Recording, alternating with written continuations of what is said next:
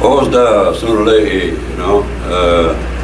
I'm going to start off with a little bit of I like spirituals, you know. I don't know if you'll read, listen to them or sing them or not.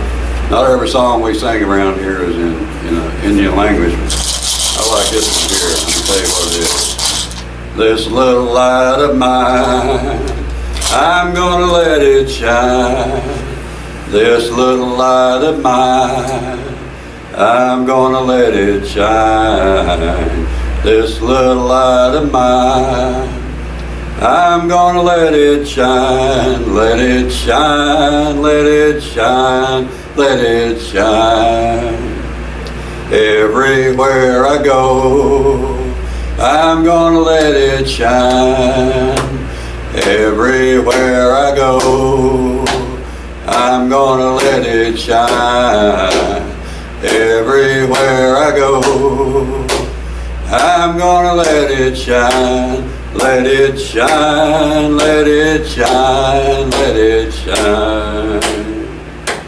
All right, amen on that one. There's a bunch of different verses. There's another one, all in my house, I'm gonna let it shine, you know, and then I'm not going to make it shine, I'm just going to let it shine.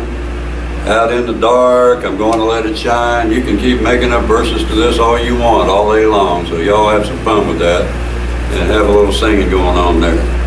So today, we're coming not just to sing, but today is a pretty big day. You know, last Sunday was Trinity Sunday for a lot of people, and so we're going to work on that a little bit. We've entered that Trinity season, so to speak. But I've been talking on some stuff here. I was up a week ago at the ACPE conference, restructuring going on. That's the Association of Clinical Pastoral Education Chaplains. I'm a chaplain, and so they're restructuring. You know, the old school, the old guard that set up all this Protestant stuff, trying to run everything. Well, it's going through a restructuring, you know, everything's changing, which is fine by me. It's long past due as far as I'm concerned. And so we're looking at new things, new ways of doing things. And while we think about that, I want to talk about Itsula, you know. And when I say Itsula in this context, I'm talking about teamwork. Because in this society in which we live here in North America, there's been a lot of this rugged individualism stuff going on, and it's sabotaging the lives of American Indians, Alaska Natives for the last 500 years, and it's still very prolific. So much so that it's sabotaging, you know, self-sabotaging behaviors all over the place. And in our Indian religious tradition, especially among the Aniunwiwa, individualism is important, but you subordinate your individualism in support of family and community. And that's what I want to talk about today. To do our readings today, we're going to go to Romans 5, 1 through 5. Therefore, since we are justified by faith, we have peace with God through our brother Jesus, through whom we have obtained access to this grace in which we stand, and we boast in our hope of sharing the glory of Edodah. And not only that, but we also boast in our sufferings, knowing that suffering produces endurance, and endurance produces character, and character produces hope. And hope does not disappoint us, because God's love has been poured into our hearts through the Holy Spirit that has been given to us. And you know what? I should have read from the Hebrew Bible first.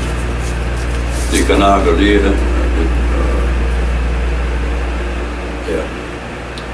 So I'm going to read Psalm 8 first. So we're going to do this in reverse today, and that's my bad, but we're going to keep on going. Psalm 8.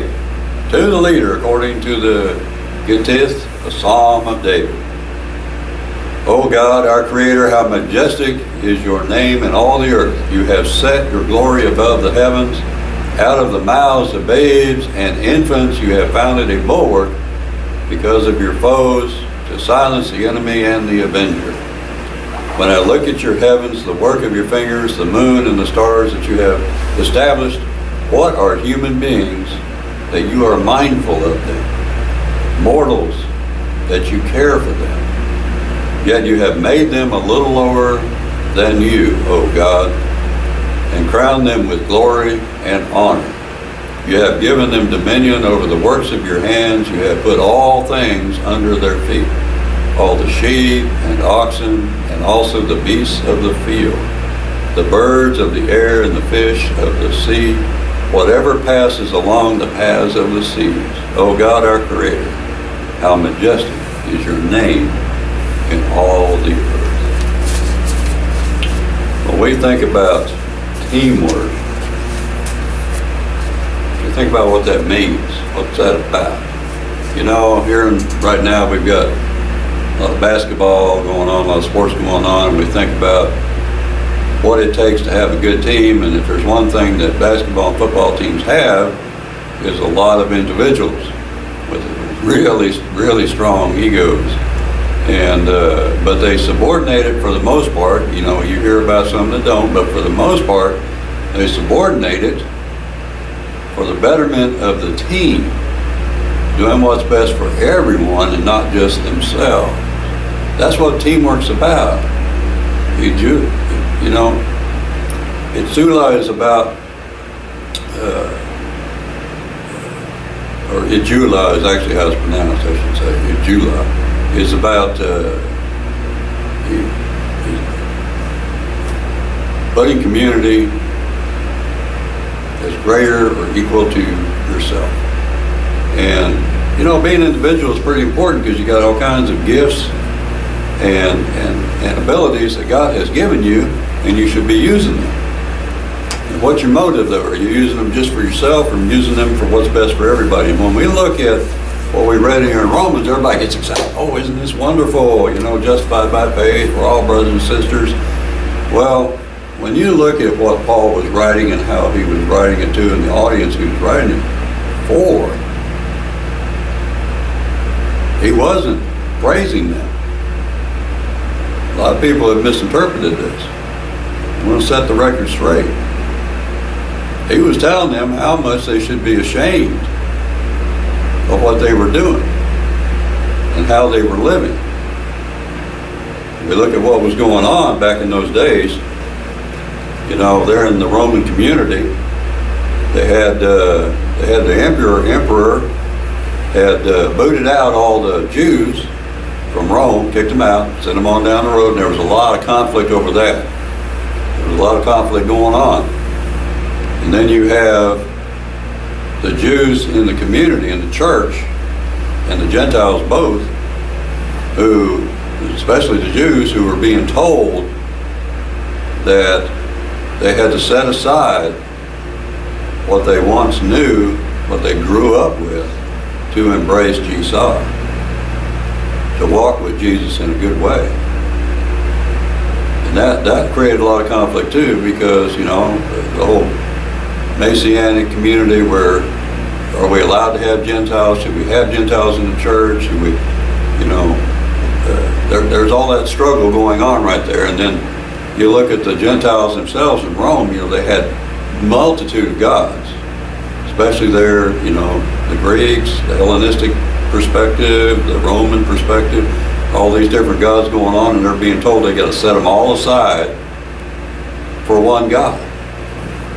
That caused a lot of conflict. So three-way conflict going on here.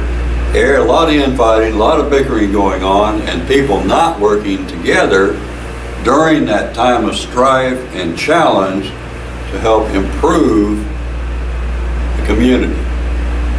They were infighting. And Paul is challenging them, what are you getting all upset about? Why aren't y'all working together? And that's what he was doing. He was challenging them and saying, hey, look at what God has done for us. Look at how we've been blessed. We have hope where many, many others have none. What's wrong with you? Paul challenged them pretty rough, pretty hard. And I know that I know that's going on here in North America right now too. We think about the political situation, think about the economic situation, especially right here in Oklahoma. You know, it's pretty sad because, you know, the legislature in Oklahoma decided they wanted to impeach or call for Congress to impeach Obama, President Obama, over the toilet issue on federal facilities. Really? I mean, how childish can you get? You're supposed to be setting the example for others to follow, and here we got our state legislature and our governor acting like 5-year-old kids, whining over using a toilet, for crying out loud. Seriously? That calls to memory here. I want to tell you something here. I want to read something to you here. Military teamwork, crucial to mission success. Commentary by Colonel William D. Anderson, 305th Air Mobility Wing Vice Commander. Now, from his perspective, this is his take on the importance of teamwork. This was written in December 1st of 2011 at the Joint Base McGuire-Dix Lakehurst, New Jersey. As members of the Air Force, regardless of officer, enlisted, 25 years of active duty service, or a first-term airman, we all have at least one thing in common. We all went through basic training. One of the fundamental purposes of basic training, as I remember it, was to break down your notion of individuality and instill you with a sense of the importance of teamwork. It sounds nefarious and anachronistic, having to take the blame for what others did, or carrying someone else's rifle along with my own when they couldn't press on with it any longer during a run. I have a much better sense for the importance of teamwork now. I have even tried to instill it in my own children. Our family motto is, there is no such thing as individual success or failure in the Anderson family. My children could also tell you that I am fond of saying no one is done until everyone is done. The simple fact of the matter is, the nature of what we do in the military is too complicated for us to succeed alone. This can be a hard concept in a society where individualism is often prized above all else. But we don't have to sacrifice our individuality to form a good team. We do, however, need to subordinate our sense of individuality to the greater goals of the team. A team is composed of individuals and thrives on the talents and abilities they bring. Star players are always welcome on a team, so long as their contributions lift the team up and not just themselves. This is why a commander once told me you can always tell if you pick the right person for a below the zone or stripes for exceptional performance promotion by the reaction of the squadron when it's announced.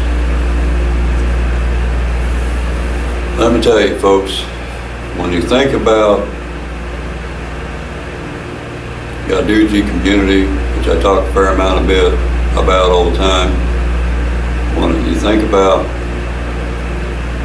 the church, think about the community. When you think about community, it's the people. Are we here in our walk on this trail just for ourselves, thinking about what's in it for us?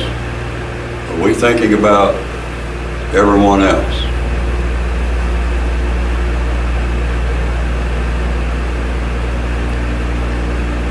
And you can tell those who are and those who aren't pretty easy. They stand out as being people who inspire others, who lift people up. They do what's best for the team. They do what's best for the community, and not just themselves. The greater good of everyone, and not just those they prefer.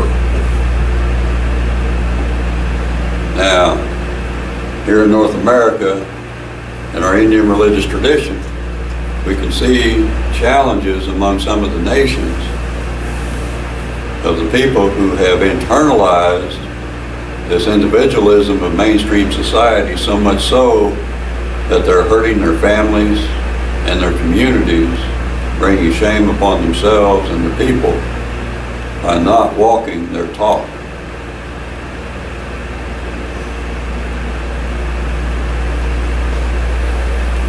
And I'm bringing this up right now because when we think about the Trinity, we think about how God, Jesus, and the Holy Spirit, the heart of God, all work together as a team, doing what's best for everyone. As the psalmist says, God, you created everything, all it is. Why are you paying attention to human beings? We're nothing. And yet you've lifted us up, you've handed all this over to us, and what are we doing with it? Tearing each other down, tearing each other apart, messing up the whole the world. Look at the state of the wildlife, the communities in which we live. It's a mess. A lot of things need to be cleaned up and straightened out. Human beings must evolve, must grow to the point of including one another, being respectful of one another, especially in our own life. And that's where the hope is. The hope is it's never too late to do things differently. That's the beauty of it. Let me tell you, let me show you, I'm going to read you another story. Now this is a real true story. This happened. This isn't an assessment or an evaluation or an opinion. This is a historical event. It started in Alaska. Every year in Alaska, a 1,000-mile dog sled race, a run for prize and prestige, commemorates an original race run to save lives. Back in January of 1926, 6-year-old Richard Stanley showed symptoms of diphtheria, signaling the possibility of an outbreak in the small town of Nome. When the boy passed away a day later, Dr. Curtis Welch began immunizing children and adults with an experimental but effective anti-diphtheria serum. But it wasn't long before Dr. Welch's supply ran out, and the nearest serum was in Nenana, Alaska, 1,000 miles of frozen wilderness away. Amazingly, a group of trappers and prospectors volunteered to cover the distance with their dog sled teams, operating in relays from trading post to trapping station and beyond. One sled started out from Nome while another, carrying the serum, started from Nenana. Oblivious to frostbite, fatigue, and exhaustion, the teamsters mushed relentlessly until after 144 hours in minus 50-degree winds, the serum was delivered to Nome. As a result, only one other life was lost to the potential epidemic. Their sacrifice had given an entire town the gift of life. Now, if there was ever a bunch of people, kind of like those that Paul was dealing with, who were individualistic, as trappers and miners, prospectors, let me tell you, those guys, they don't want nobody around their stuff. And they got together, recognizing the importance of what the situation was, and they came together as a team. They knew the terrain, they knew what they could do, they knew where the best way to make the journey. They had abilities, they had talents, they all put together their use, they combined them, and the whole town was saved.